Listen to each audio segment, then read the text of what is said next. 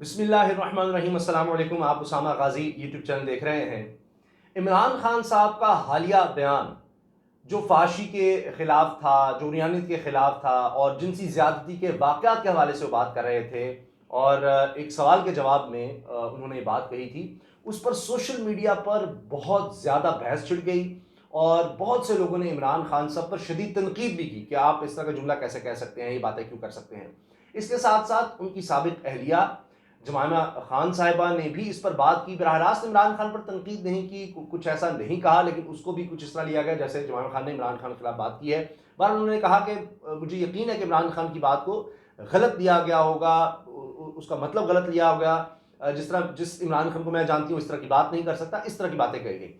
اب اسی حوالے سے بہت سے لوگوں نے بات کی کہ میں دیکھ رہا تھا کہ آمنہ الیاس صاحبہ ہیں، یہ اداکارہ اور ماڈل ہیں،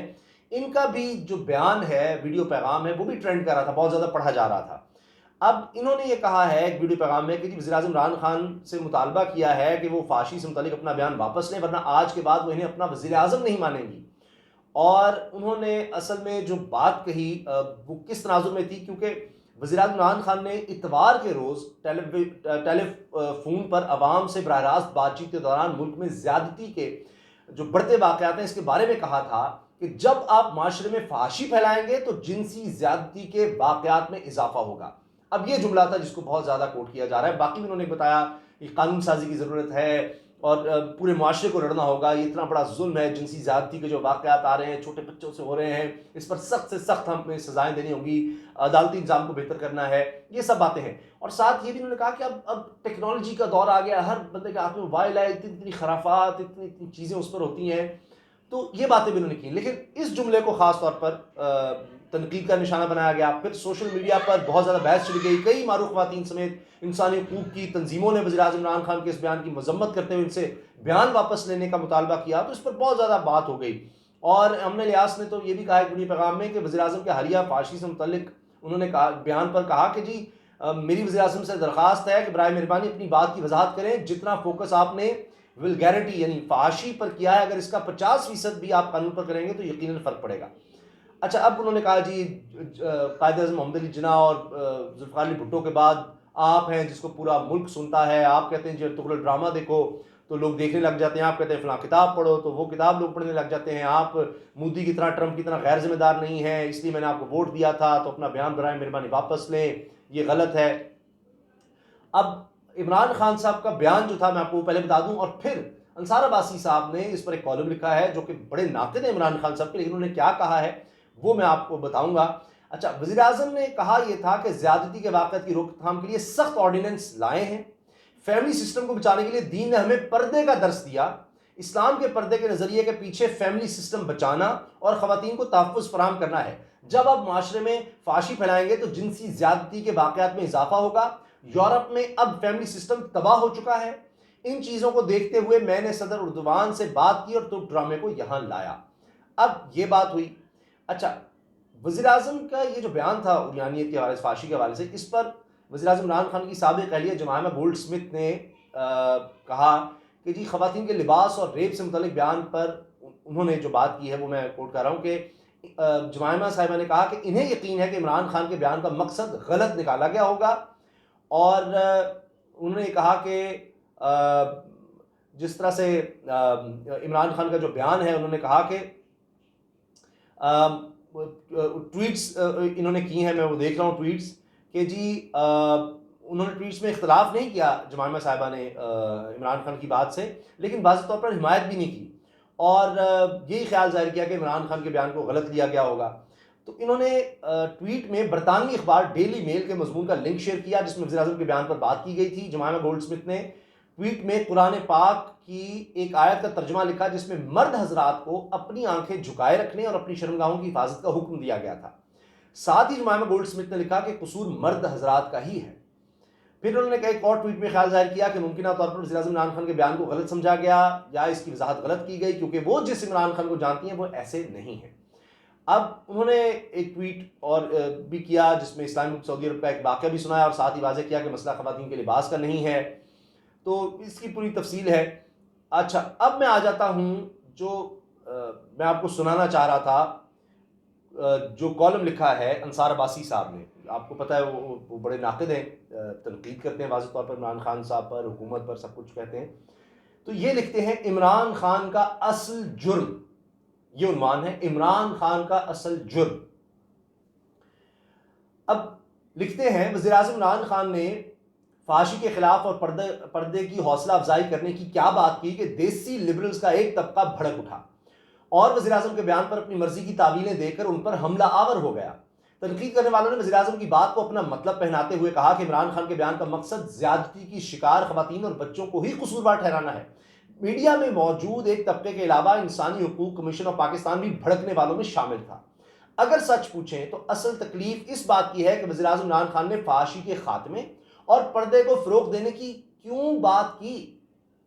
اگر میری بات غلط ہے تو وزیر اعظم کو نشانہ بنانے والے بشمول human rights commission of Pakistan صرف اس سوال کا جواب دے دیں کہ کیا آپ اس ملک میں فحاشی کے خاتمے اور پردے کے فروغ کے حق میں ہیں؟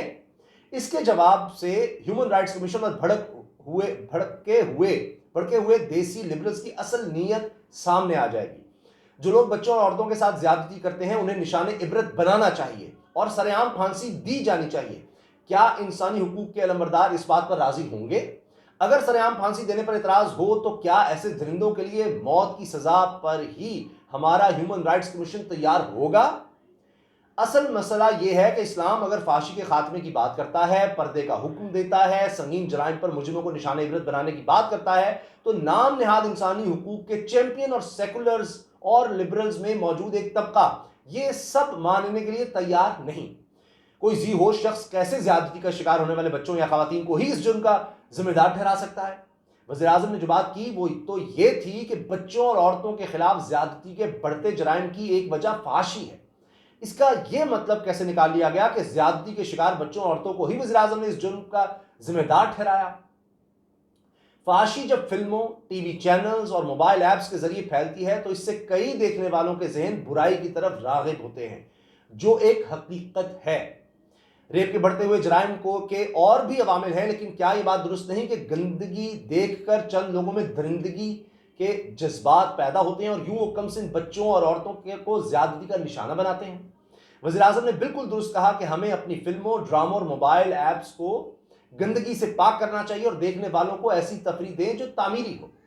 ترک ڈرامہ اور تغرل کی مثال بھی خان صاحب نے دی اور یہ بھی بتایا کہ پہلے جب وہ پوچھتے تھے کہ اچھی اور تعمیری فلمیں اور ڈرامے کیوں نہیں بنتے تو جواب دیا جاتا تھا کہ لوگ یہی یعنی فحاشی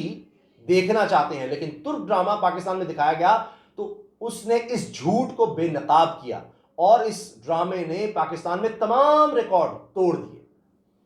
وزیر اعظم نے پردے کی بھی بات کی جس کا اسلام حکم دیتا ہے، لیکن اس سب کو جان بوجھ کر اس لیے اسکینڈلائز کیا گیا تاکہ فحاشی و عریانی پھیلانے والوں کے دھندے کو تحفظ دیا جا سکے اور کوئی پردے کی بات نہ کرے.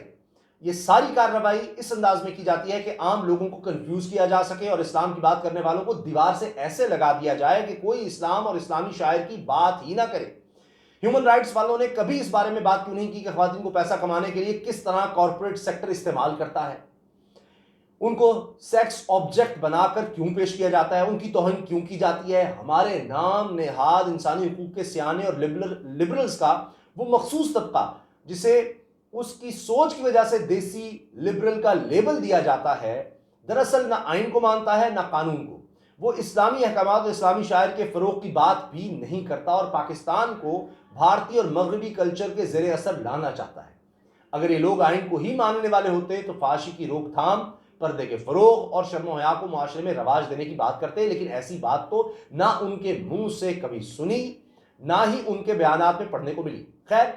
ان سے تو ایسی بات کی توقع ہی نہیں، لیکن افسوس مجھے اس اکثریت کی خاموشی سے ہے جو فحاشی کو برا جانتی ہے، پردے کے حق میں ہے، شرم و حیا کو پسند کرتی ہے، اسلام سے محبت کرتی ہے لیکن بولتی نہیں. یہاں تک کہ سیاستدانوں کی اکثریت بھی انسانی حقوق کے نام نہاد علم برداروں اور میڈیا کے ڈر سے کچھ نہیں بولتی. تو جناب کمنٹس میں آپ اپنی رائے کا اظہار ضرور کریں تاکہ اسی سے اندازہ ہوگا زیادہ تر لوگ کیا سوچ رہے ہیں عمران خان صاحب کے بیان کے حوالے سے. ویڈیو اچھی لگے تو لائک کر دیں، بیل آئیکن پر کلک بھی کر دیں تاکہ ہر ویڈیو کے بارے میں آپ کو بر وقت پتہ چل سکے، اور سب سے کہیں کہ چینل کو سبسکرائب بھی ضرور کریں. اللہ حافظ. پاکستان زندہ باد.